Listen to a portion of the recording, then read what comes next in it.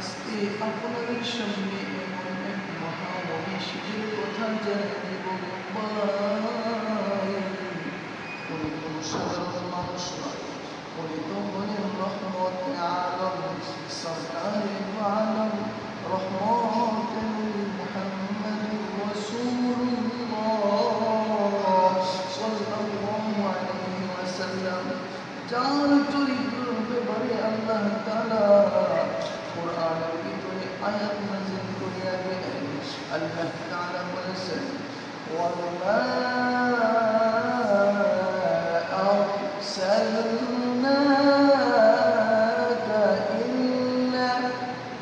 ইল্লা রাহমাতাল লিল আলামিন।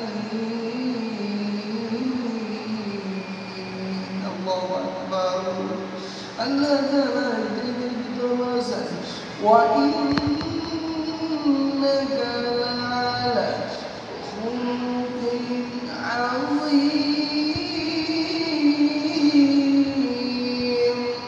আল্লাহ তাআলা বলেন, ওয়া আরসালনাকা ইল্লা, আমি জগৎবাসী তোমাদের জন্য আমার বন্ধুকে পাঠাইলাম রহমত হিসেবে। এই জায়গার ভিতরে বলেছেন, নিশ্চয়ই নিশ্চয়ই আমার বন্ধুকে দিলাম উত্তম চরিত্রের অধিকারী বানায়া, যার চরিত্রের ভিতরে কোনো দাগ নাই, কোনো স্পট নাই। এমনিভাবে একদিন রহমতে আলম নবীজি ভুখা অবস্থার ভিতরে খাবার নাই, নিজের খাবার নাই, নাতিগুলো খাবার নাই, সন্তানকেও খাবার দিতে পারে না। এমনিভাবে বন্দি যেতেছিলেন, একটি বাগানের দিকে ওনার দৃষ্টি গোচর হয়ে গেল।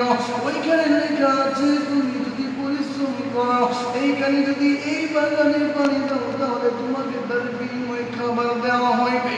এই যে কথা, সেই গান রহমতে আলম নবীজি জানতে চাইল এই বাগানের মালিককে, কিন্তু দেখা গেল ওই বাগানের মালিক কোনো মুসলমান না ভাই।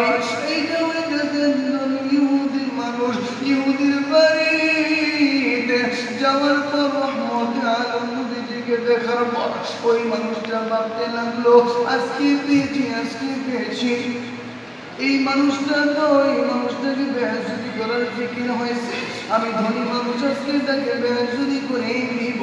রহমতে আলম নবীজি বলতেছেন, হ্যাঁ ইহুদি, আমি তোমার কাছে জানতে চাই সেই বাগানের হেডলাইন কি ঠিক আছে কিনা, তুমি কি তার পানির বিনিময়, কাজের বিনিময় খেজুর দিবা কিনা। তখন রহমতে আলম নবীজির বনি উদ্মারে বলতেছেন, হ্যাঁ হ্যাঁ দেব, তুমি ভালো কাজ করতে পারো।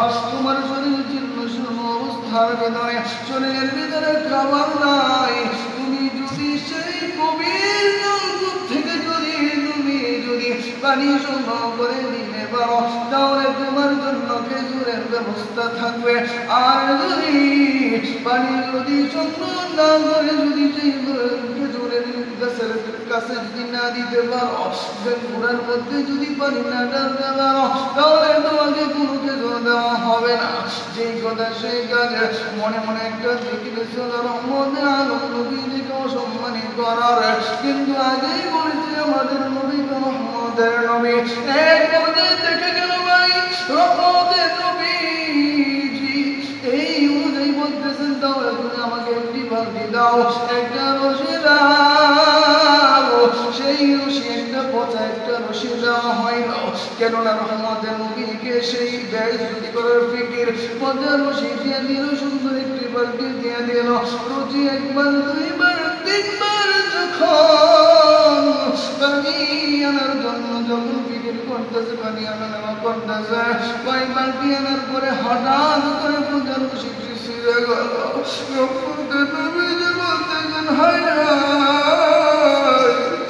আমি তো খেজুর নিতে পারবো না, তার সহ দিতে পারবো না। এখন সেই ইহুদি দেখতেছেন নবীজি একা একা বসে রয়েছেন। জিজ্ঞাসা করা হইল, মুহাম্মদ তুমি কেন বসে রইলে গাল পেতে রেখে? এই কথা বলার পর বলতেছেন, হ্যাঁ ইহুদি, এই বালতি তো ছিঁড়ে কূপের ভিতরে পড়ে গেছে।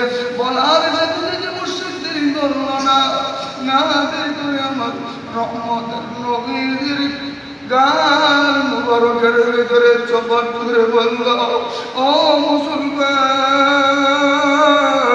যদি নবী প্রেমিক হয়ে থাকো, রহমতে নবীদের গালে যখন আঘাত করা হইল, নবী বলল, কি করলে ইহুদি, কি করলি? গায়ের ভিতরে মশা মাছি হারাম, সেই গানের ভিতরে তুই কিভাবে চর দিয়া দিবি? শেষ পর্যন্ত রহমতে আলম নবীজি বলতেছেন, সেই তোর কি হাত লাগায়? তখন মনে করতেছেন যে কোনো কিছু হবে। এক পর্যায়ে থেকে গেল, রহমতে আলম নবীজি বলতেছেন, ইহুদি তোমার হাতের মধ্যে কি কোনো ব্যথা পাইছো কিনা? রহমতে আলম নবীজির কথা শুনে সে হতভম্ব এদের উপর থেকে রব্বুল আলামিন ফিকির করতেছেন, বন্ধু কি করতেছেন? রব্বুল আলামিনের এক পর্যায়ে থেকে গেল, জিবরাইলকে নিযুক্ত করে দিলেন, হ্যাঁ জিবরাইল যাও যাও, যেই নবীকে আমি ইজ্জত করিয়া দুনিয়া বানায় দিলাম, যেই নবীকে ইজ্জত করিয়া আমি সব কিছুই বানায় দিলাম, যেই নবীকে বেইজ্জতি করার জন্য ইহুদি লেগে পড়েছে, জিবরাইল আর দেরি নয়, তাড়াতাড়ি যাও, আমি আমার বন্ধুকে ইজ্জত করার খাতিরে, সম্মান করার খাতিরে তুমি তৈরি হয়ে গিয়ে নিজের পানি থেকে পানিকে হুকুম দাও, আল্লাহর হুকুমে যেন তাড়াতাড়ি যেন বালতি থেকে উপরে তার আমার দয়াল নবীজির হাতে যেন তুলে দেয়। যেই কথা সেই কাজ। এক পর্যায়ে জিবরাইল এসে হাজির হলেন আর সালাম জানিয়ে দিয়েছেন, আসসালাতু ওয়াসসালামু আলাইকা ইয়া রাসূলুল্লাহ, নবী গো, আপনার বন্ধু আপনার জন্য সালাম দিয়েছে, আপনি সালাম গ্রহণ করুন, আপনার জন্য কোনো চিন্তার কারণ নাই। সেই গভীর নল থেকে বালতি উঠায় দেওয়ার দায়িত্ব আল্লাহ তাআলা আমি জিবরাইলকে দিয়েছে।